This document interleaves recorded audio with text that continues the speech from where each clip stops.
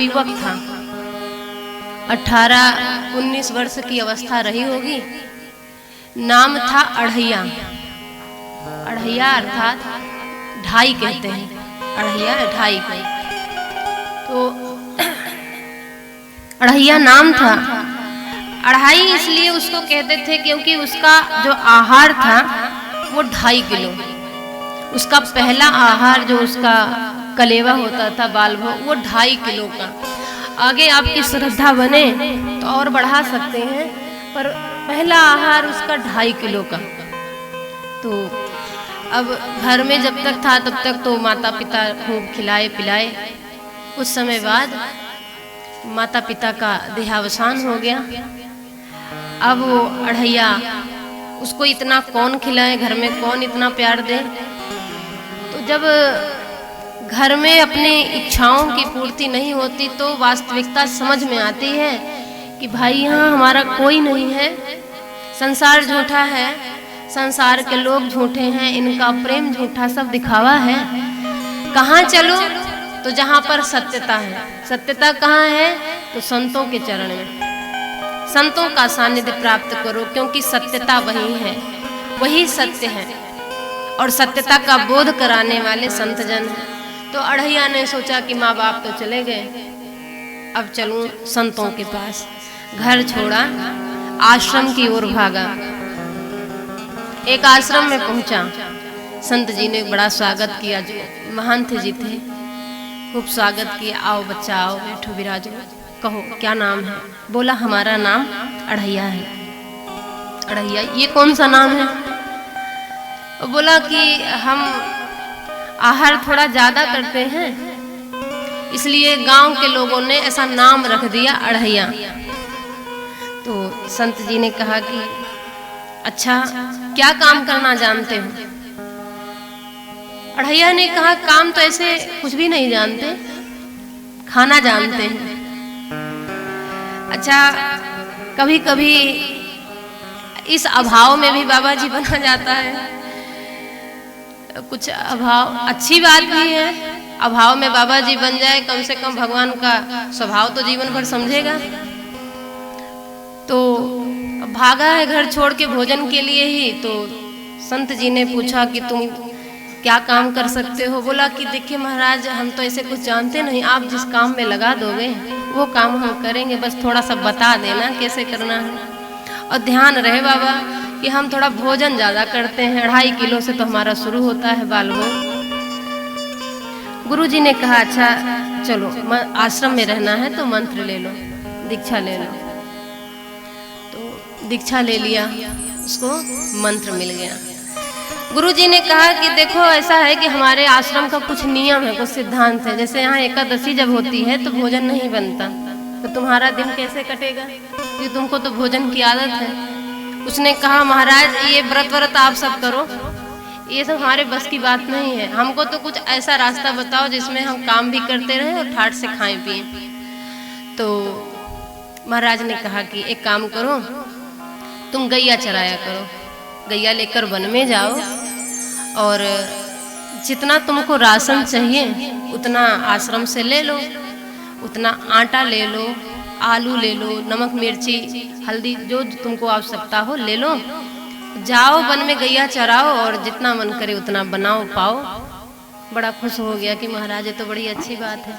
ले लिया, गैया लिया, राशन पानी संग में 2.5 किलो लिया, 2.5 किलो आटा लिया, उसी हिसाब से आलू ले लिया, नमक मिर्ची आदि सब ले लिया।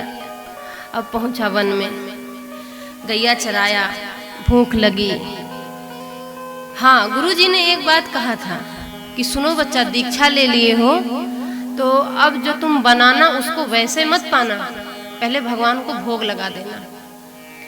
गुरुजी हम तो भगवान को जानते ही नहीं, कैसे भोग लगाएंगे?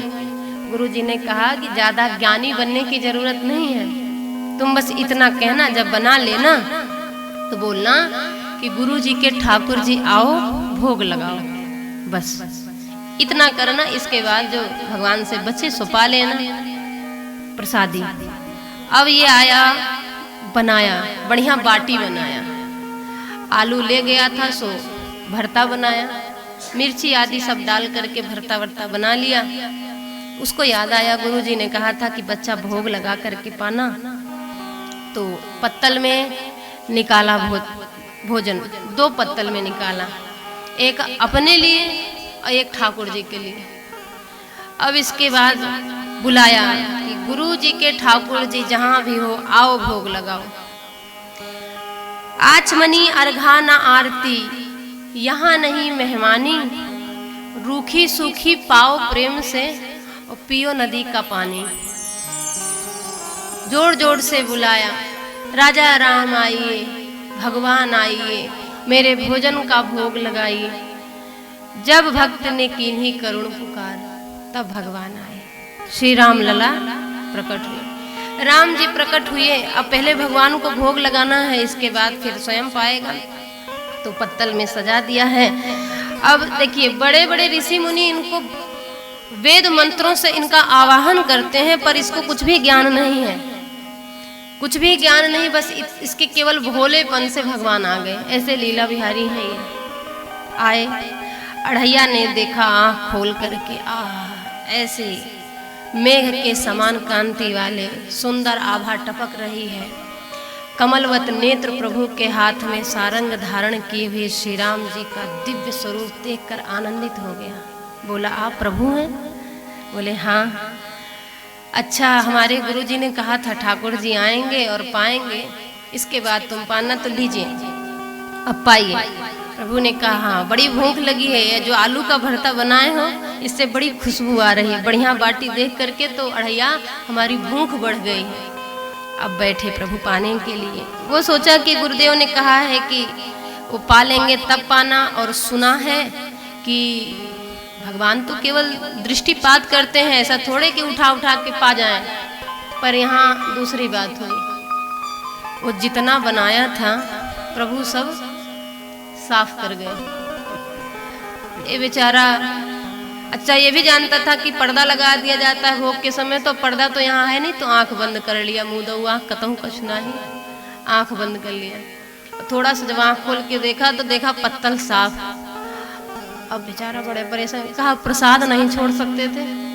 हम तो सुने थे कि तुम केवल ऐसे ही भोग पा लेते हो, हमें भी कुछ मिलेगा, बताओ अब हम ऐसे रहें?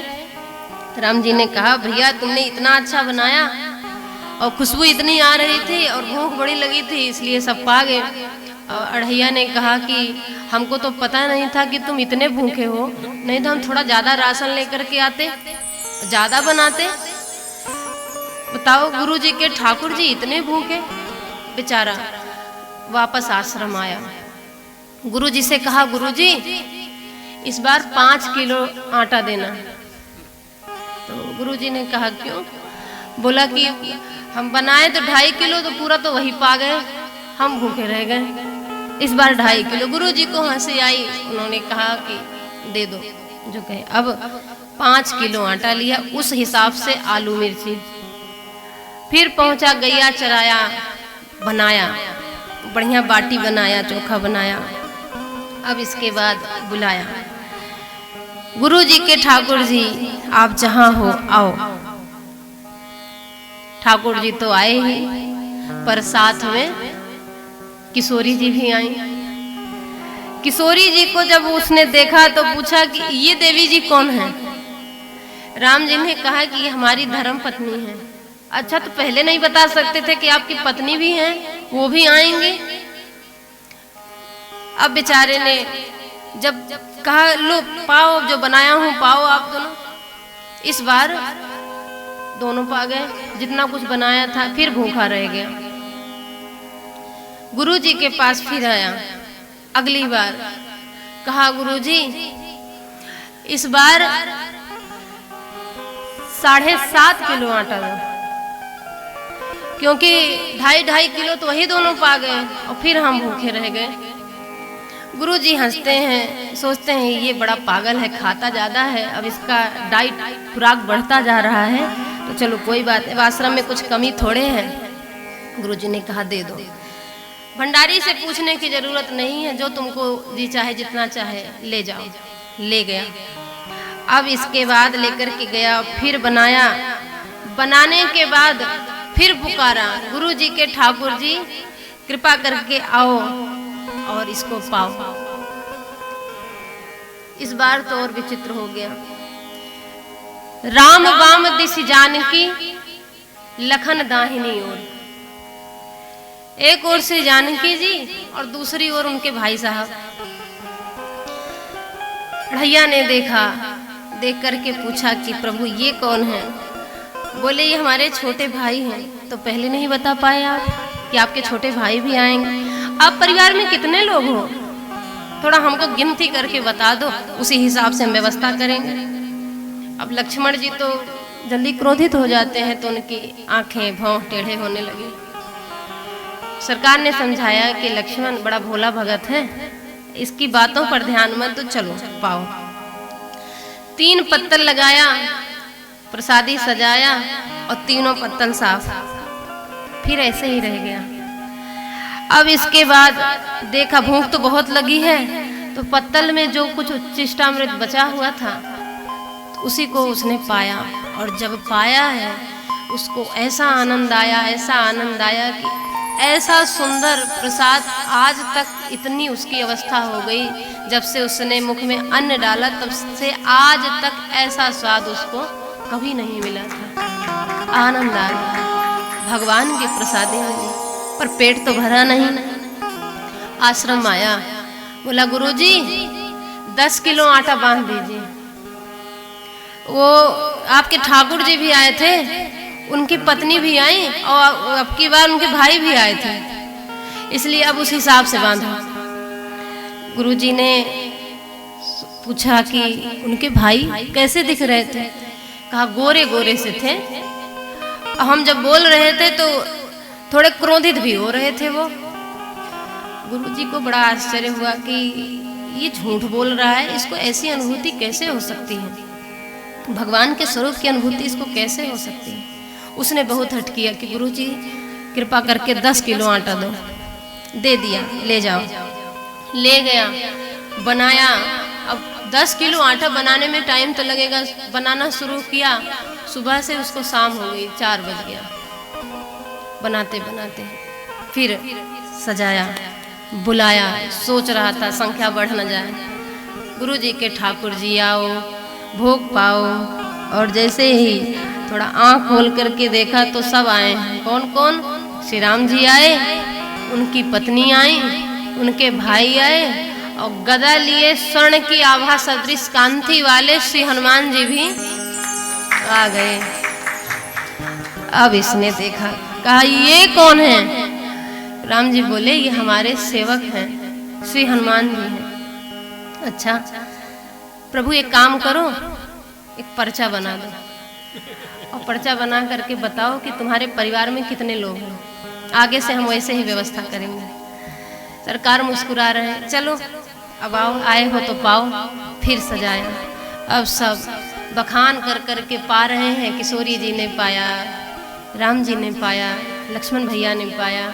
इसके बाद जो प्रसादी बचा, इसने सोचा था हम पाएंगे, तो इस बार प्रसादी भी हिस्से में नहीं आया। उसको हनुमान जी, श्री हनुमान जी तो प्रसाद पाते हैं, सो हनुमान जी साफ कर गए। ये बेचारा घबराया, अब क्या करूं? फिर गुरुजी के पास आया, कहा गुरुजी 10 किलो दे रहे थे, 5 किलो एक्स्ट्रा दे दो, इस बार राशन और बढ़ाओ। गुरुजी को आश्चर्य हुआ। उन्होंने पूछा तू बार बार आटा बढ़ाता जा रहा है, होता वहाँ क्या है? गुरुजी को पहले ये लगा था कि हो सकता हो बनाता हो और गैया वैया को खिला देता हो, पर जब बार बार वो इस तरह से कहता है कि गुरुजी संख्या रोज बढ़ रही है, तो गुरुजी ने फिर उससे पूछा कि बताओ क्या क्या देखा तुमने? तो उसने सारी बात बताई। गुरुजी को बड़ा आश्चर्य हुआ। उन्होंने सोचा इस बार इसकी परीक्षा लेंगे, जब ये जाएगा तो पीछे से हम भी जाएंगे। अब वो आटा आलू आदि सब लेकर के गया, बनाया, बुलाया, गुरुजी के ठाकुर जी आओ, भोग लगाओ। जब भक्त ने कीन्ही करुण पुकार, तब क्षण में प्रकट हुआ दिव्य राम दरबार। अब इस बार आंख खोल करके देखा तो राम जी भी हैं, किशोरी जी भी हैं, लक्ष्मण भैया भी हैं, श्री हनुमान जी भी हैं और 2 और हैं। दो कौन? ये कौन है प्रभु? बोले एक हमारे भैया भरत हैं और दूसरे हमारे भैया शत्रुघ्न हैं।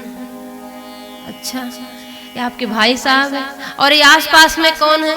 क्योंकि ऐसे तो आए नहीं, साथ में शिव जी भी आए, श्री नारद जी भी आए और भी ऋषि जितने भगवान के परिकर हैं, प्रेमी जन हैं, सब आ गए।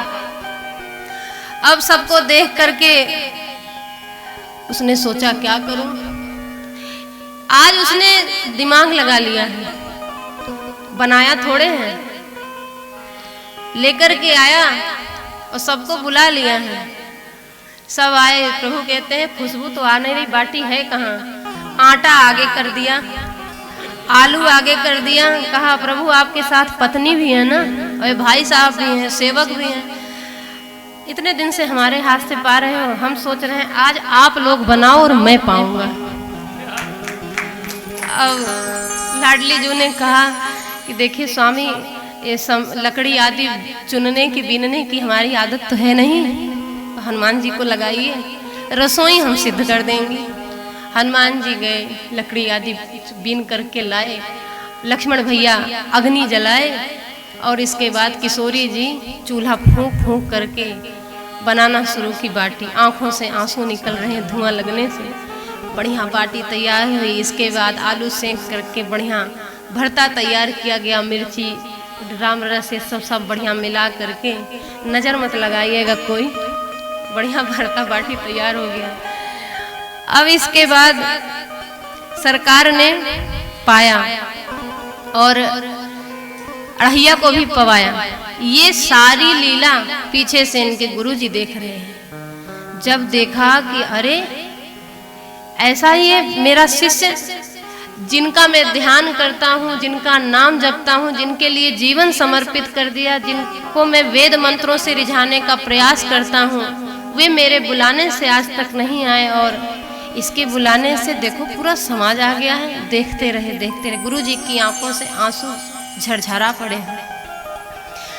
गुरुजी को जब पीछे देखा तो बड़ा प्रसन्न हो गया, अड़हिया चरणों में पड़ गया। कहा गुरुजी देखो, प्रथम दिवस भोजन के हित जब मैंने आसनी जमाई, उदर नाम भर सखा सिया जब सन्मुख आई, फिर विनीत आए भाई पर भाई, निराहार रहूं आज मोहि पड़त दिखाई, तुम नहीं तजत सुबानी आपनी हम केते समझाए, और नर नारी की कौन कहे एक बानर हूँ संग लाए। ऐसे ही प्रभु जब वो अड़हिया गुरुजी के चरणों में प्रणाम कर रहा है तो गुरुजी ने उसको उठा करके अपने हृदय से लगा लिया और अपने आंसुओं से अड़हिया के मस्तक को भिगो दिया कि अड़हिया तुम धन्य हो, तुम्हारी भक्ति धन्य है, तुम्हारी सहजता धन्य है कि तुमने भगवान को रिझा लिया। और एक मैं हूँ, आज तक मुझे उनकी अनुभूति भी नहीं हुई। कहने का भाव केवल इतना ही है कि भगवान सहजता से मिलते हैं, सरलता से मिलते हैं। कोई उनको सोचे कि वेद मंत्र का पाठ करके, अरे सदन कसाई शालिग्राम भगवान को एक ओर रख करके बाट मान करके दूसरे पलड़े पर मांस तोलते हैं। अब उनको पता नहीं कि ये भगवान है। जब पंडित जी ने देखा कि ये मांस, एक और मांस रखता है, एक और शालिग्राम भगवान को बाट बना करके रखा है, तो पंडित जी को बड़ा बुरा लगा, अपने घर ले आए। अब वेद मंत्र पढ़ पढ़ के शालिग्राम भगवान को पंचामृत से स्नान कराना, उनको तिलक करना, चंदन लगाना, भोग लगाना, तुलसी पत्र आदि सब खूब सेवा करना, और भगवान इतने में लगाए बड़ी फटकार, सुनो पंडित जी, ये तुम्हारे मंत्र से हम नहीं प्रसन्न होंगे, तो पहुंचाओ हमको सदन के पास, मुझे वही अच्छा लगता है। अब पंडित जी तो चकरा गए, ये कैसे ठाकुर हैं, हम यहाँ इनकी इतनी सेवा कर रहे हैं, इससे नहीं रिझ रहे हैं, और वहाँ ऐसे गंदे स्थान पे इनको अच्छा लगता है। प्रभु को स्थान नहीं देखना है, प्रभु को धन नहीं देखना है, वो ज्ञान नहीं देखते हैं, वो तो केवल हृदय का भाव देखते हैं। क्योंकि सदन कसाई को संतों का सानिध्य प्राप्त हुआ है बाल्यावस्था से। उनका कार्य है मांस बेचना, स्वयं वो कभी किसी जीव की हत्या नहीं करते हैं, मांस को खरीद करके लाते हैं और बेचते हैं। संतों का सानिध्य प्राप्त हुआ है, इसलिए भगवत स्मृति उनको बनी रहती है, भगवान का नाम जपते रहते हैं और अपना कार्य करते रहते हैं। इसी से शालिग्राम भगवान उनसे रिझे हुए हैं। तो प्रभु तो हृदय देखते हैं, वो बाहरी व्यवहार, बाहरी वातावरण ये सब नहीं देखते हैं। जो भगवान योगियों के लिए दुर्लभ है, वो भगवान भोले भाले भक्तों के लिए सुलभ हो जाते हैं। जब गुरुदेव ने अढ़ैया की प्रशंसा की और भगवान से कहा कि प्रभु आप हमें क्यों नहीं दिखे, श्री राम जी ने कहा कि हे संत, हे मुनिवर, आपके पास ज्ञान है, आप बड़े विद्वान हैं, योगी हैं और आपको उसका अहंकार है, पर मेरा ये जो अढ़ैया भक्त है इसमें जरा सा भी अहंकार नहीं है। और ऐसे भक्तों के लिए मैं अपने दिव्यता को, अपने ईश्वरत्व को, अपनी महानता को भी एक किनारे कर देता हूँ। ये है श्री राम जी का स्वभाव। वो तो बस केवल हृदय की निर्मलता से, भावुकता से, सहजता से रिझ जाते हैं। तो स्वामी जी ने कहा, झूठो है झूठो सदा जग, संत का हंत जे अंत लहा है, ताको सा है 60 संकट कोटि, काढ़त दंत करंत हाहा है, जान पनी को गुमान बड़ो, तुलसी के विचार गंवार महा है, जान की जीवन जान न जानो, तो जान कहावत जानो कहा है। जिसने जानकी जीवन को नहीं जाना, उसने बहुत कुछ जान करके भी कुछ नहीं जाना। सब पाने लगे। प्रभु का जो उच्चिष्टामृत प्रसाद बचा, उसको अढ़ैया ने पाया, गुरु जी ने पाया, निर्मल ज्ञान हुआ गुरु जी को। उन्होंने अढ़ैया की बड़ी प्रशंसा की। अब इसके बाद आश्रम पर आए, क्योंकि जिसको भगवान की प्राप्ति हो, अब अढ़ैया को अब पता चला कि ये कौन है, क्योंकि उसको तो पहले कैसे वो वार्ता कर रहा था, पर जब गुरु जी ने ज्ञान दिया कि ये भगवान है, साकेत धाम में विराजते हैं, तुम पर बड़ी कृपा की है जो तुमको दर्शन दिए, तब अढ़ैया अब भगवान मान करके नित्य उनके प्रेम में, आनंद में डूबा रहता है। अब तो भूख नहीं, प्यास नहीं, नहीं खान पान ते भावे है, नहीं कोमल वसन सुहावे है, हर विषय लगे ते खारा है, हरि आशिक कामक न्यारा है। ये तो हरि के आशिक बन गए, दीवाने हो गए प्रभु के। यह है भक्तों का स्वभाव, सरल